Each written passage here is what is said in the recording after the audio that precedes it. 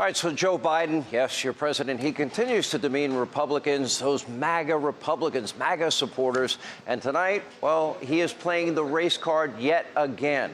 Now, speaking to a crowd of one of the several high-dollar off-camera fundraisers with his little notes, this one held in California this week, he reportedly said, quote, I've served with real racists. I've served with Strom Thurmond. I've served with all these guys that have set terrible records on race. But guess what? Those guys are worse, meaning these guys are worse. Talking about Republicans, talking about modern-day Republicans. Now, House Speaker Mike Johnson, well, he replied on X, formerly known as Twitter, writing that, quote, the least popular president to seek re-election is now so desperate and so underwater in the polls, he's playing the race card from the bottom of the deck. Now, of course, Joe Biden neglected to mention that he formered with the former Klansman, praised him as his mentor and a great guy, and said he was his dear friend. And then, of course, he opposed, with Robert Byrd, the integration of public schools and busing because he didn't want schools, in his words, to become racial jungles. His words, not mine. Now, here's a little trip down memory lane. I'm sure Joe forgot all of this, but we'll remind him. Take a look. Madam President, we have predators on our streets. You cannot go to a 7-Eleven or a Dunkin' Donuts unless you have a slight Indian accent. I'm not joking. What kind of a chance would a northeastern liberal like Joe Biden stand in the South? Better than anybody else. And you don't know my state. My state was a slave state. We got the first sort of mainstream African American who was articulate and bright and clean and a nice looking guy. I mean, that's a storybook. They're going to put you all back in chains. Poor kids are just as bright and just as talented as white kids. We got more questions. You got more questions, but I tell you, if you have a problem figuring out whether you're for me or Trump, then you ain't black. Wow. Unbelievable. Now, let's not forget Biden's own vice president. Vice President Harris called him out in that debate in the primary going back to 2020. You might recall this. Take a look. When Vice President Biden was in the United States Senate working with segregationists to oppose busing, had I been in the United States Senate at that time, I would have been completely on the other side of the aisle. And it was not only that, but you also worked with them to oppose busing. And, you know, there was a little girl in California who was part of the second class to integrate her public schools. And she was bused to school every day. And that little girl was me.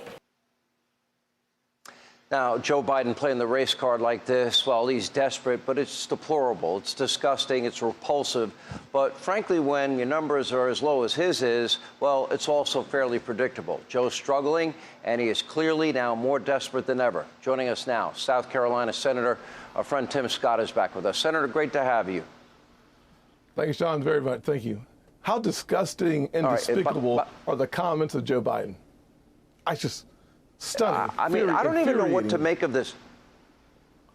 Let me ask you this, and I really want you to give your full comments. Yes. This guy opposed the integration of schools and busings. He didn't want public schools to be racial jungles.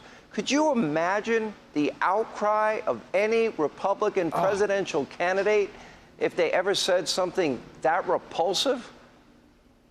The things that Joe Biden has said in the face of African Americans, despicable. The actions he has taken as a member of the most elite governing body as a senator, incredible, disgusting. Here's what we know about Joe Biden, and we know this about liberals and progressives. Whenever they are on the losing end of a conversation, a competition, or an election, they do one thing. They go to race and class.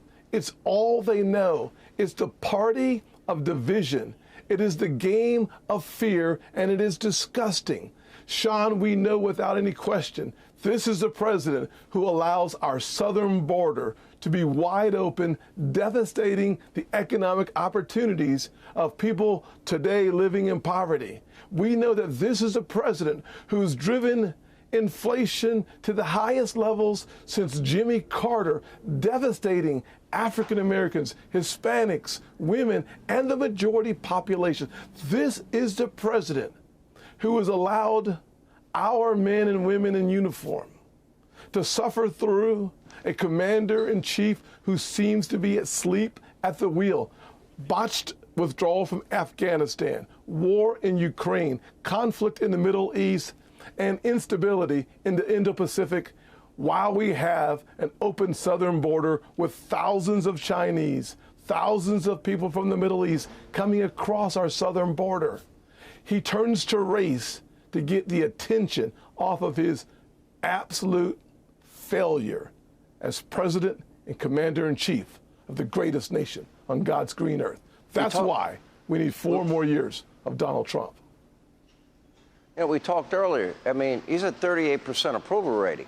You got 86% of the country saying this man is too old to be president 4 more years. I don't know how anybody overcomes those numbers. Now, we're watching what's happening with President Trump, and I call it lawfare, or the weaponization of our justice system. And they're targeting one man, one family, one organization. I guess they want to keep Donald Trump, if they can, in court rather than out on the campaign trail. But so far, Donald Trump has been able to defy conventional political gravity, and he survives this.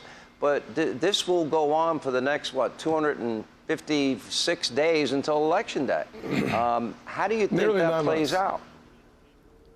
Listen, every time I'm seriously just leaving a rally, just left a rally with Donald Trump. Thousands upon thousands of South Carolinians waiting outside to get in to hear the next president talk about the 2-tiered justice system. How under President Biden, the Department of Justice and states' attorney generals hunt Republicans, not just him, because if they'll do it to him, Sean, they'll do it to me, and you know they'll do it to you. Here's a man, Donald Trump, willing to stand in the fire to keep America safe, to keep Americans safe from a 2-tiered, weaponized justice system. This is the man who can take the heat in the kitchen and come out without a single shred of anything on him. No beads of sweat, no dust on his shoulders. He is ready for the fight. It's Joe Biden. He has to go down. As he just said, let's fire Joe Biden. Let's hire Donald Trump and get inflation down, crime down. Let's refund the police, not defund the police. All that we're seeing in lawfare is an attempt to distract the American voter and Donald Trump from the mission at hand.